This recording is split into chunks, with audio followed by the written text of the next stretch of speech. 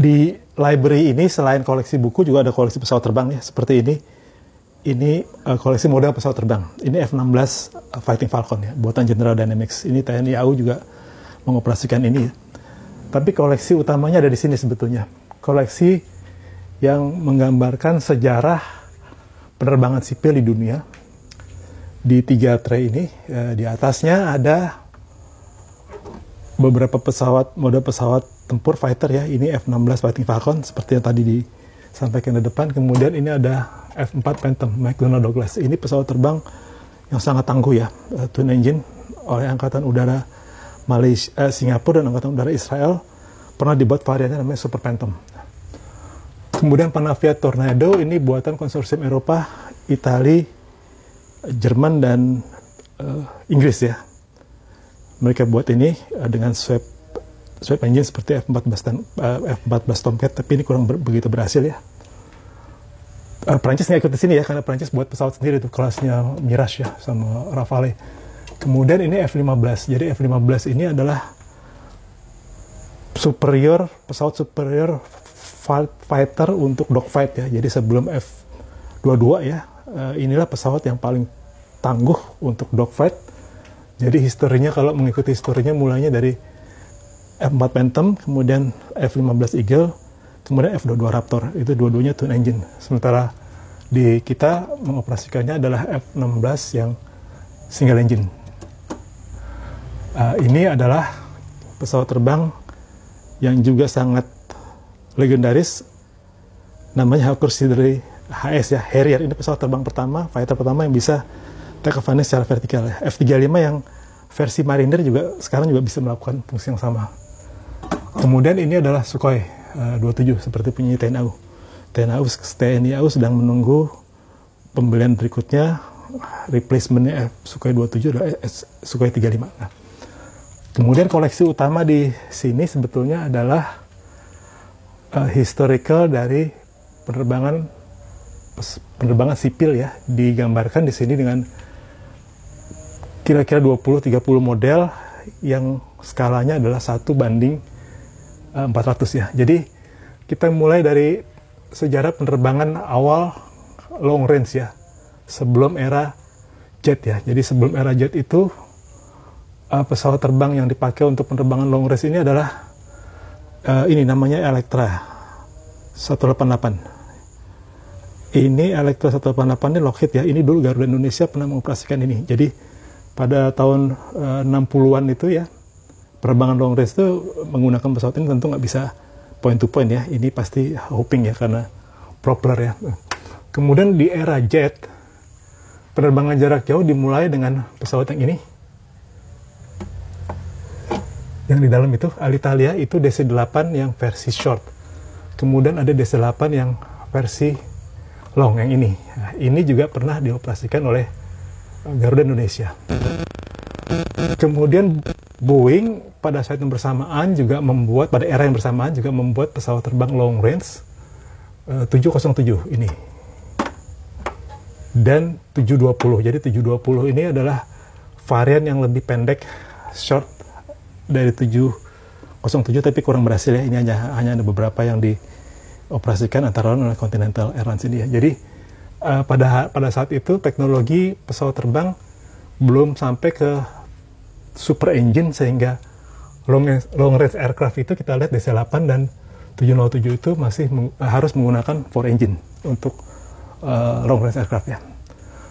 Kemudian setelah era McDonnell Douglas dan era Boeing, mulai muncul Airbus ya. Jadi Airbus itu mulai muncul bersamaan dengan era 3 engine ya. Jadi 3 engine dulu, di belakang ini ada 3 engine ya. Ini ada 3 engine DC-10 McDonnell Douglas.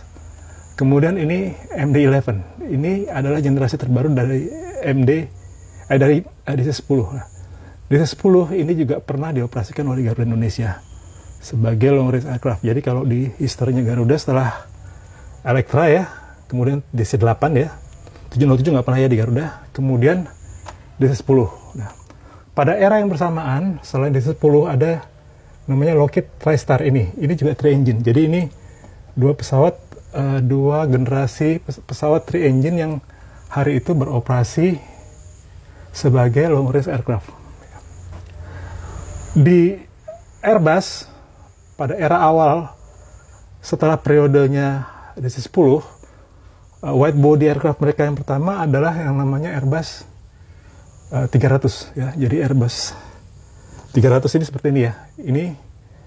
Ini pernah dioperasikan juga oleh Garuda Indonesia yang ini. Ya, ini udah mulai era twin engine long range, walaupun sama seperti periode di Electra, long range-nya masih Hoping ya, karena belum ada super engine yang bisa menerbangkan pesawat dengan twin engine ke long distance aircraft ya, antar benua.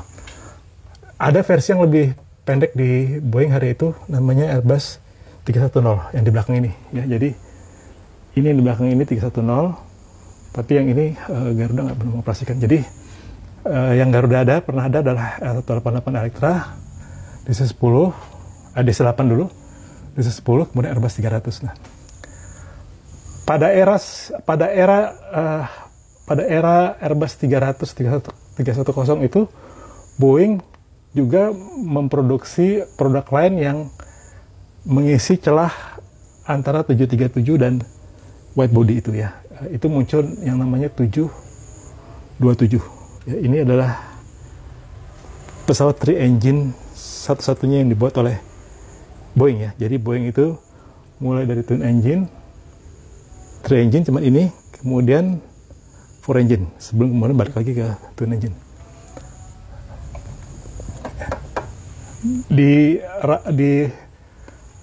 line produknya Boeing pada periode itu, selain 727 yang medium range untuk regional, mereka juga punya 757. Ini pesawat agak unik ya, karena ini pesawat ini single aisle, tapi panjang sekali ya. Jadi mungkin ini adalah pesawat single aisle yang paling panjang yang pernah ada dibuat oleh Boeing. Cukup sukses terutama untuk di market regional yang daratannya besar seperti di Amerika ya, di Eropa juga. Dan ada 767 ya. 767 ini twin engine tapi yang short ya. Kemudian mulai masuk ke era penerbangan modern. Era penerbangan modern, Boeing dan Airbus punya produk lain, regional jet dan medium to long range jet ya. Boeing dulu ya. Boeing regional jetnya mulai dari ini.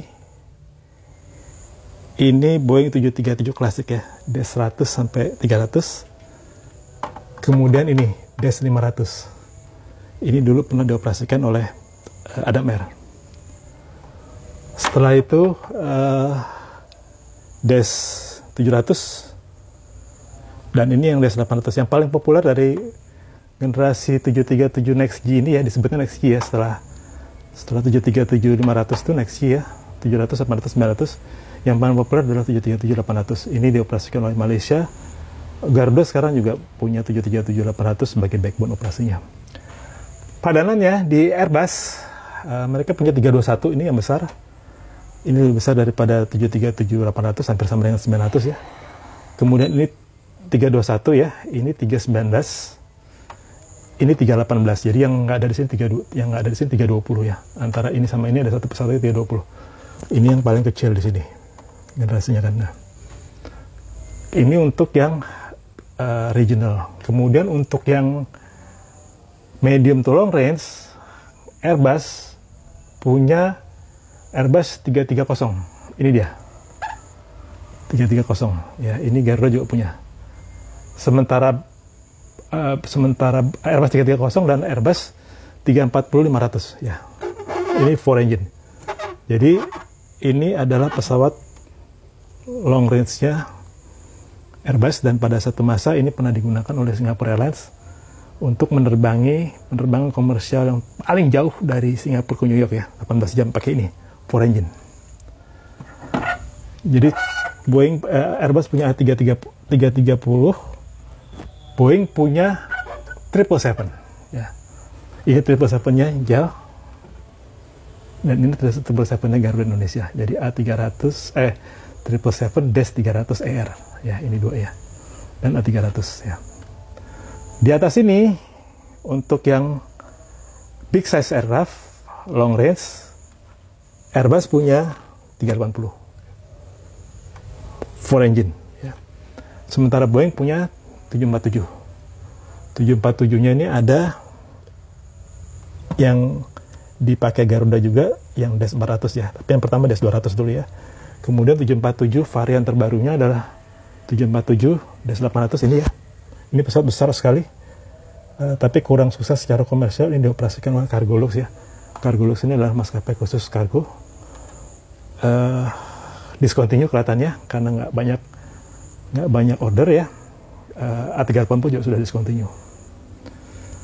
Dan pada saat yang sebelumnya, selain 747-400, Boeing pernah memproduksi 747 Special Performance SPI, ini yang lebih pendek ya.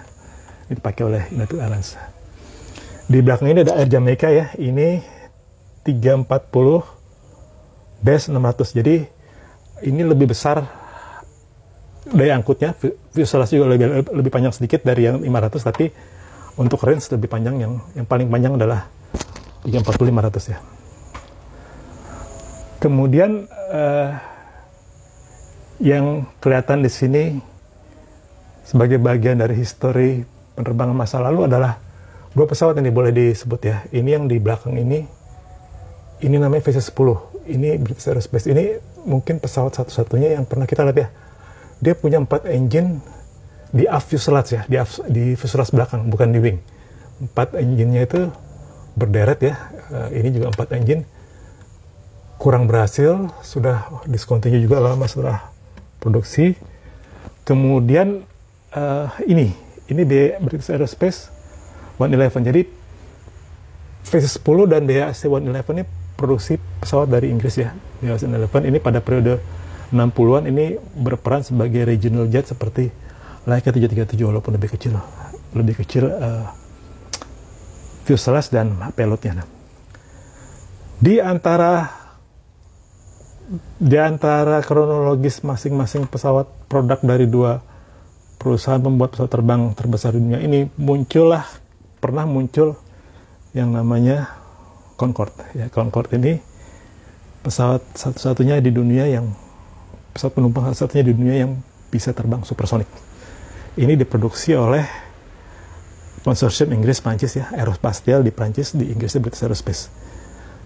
Ini adalah legendaris, ini bagian dari sejarah penerbangan dunia yang kemudian terhenti ya karena secara komersial kurang berhasil, antara lain karena pilotnya nggak begitu besar ya, sementara operational cost-nya sangat tinggi dan ada isu lingkungan hidup pada saat itu.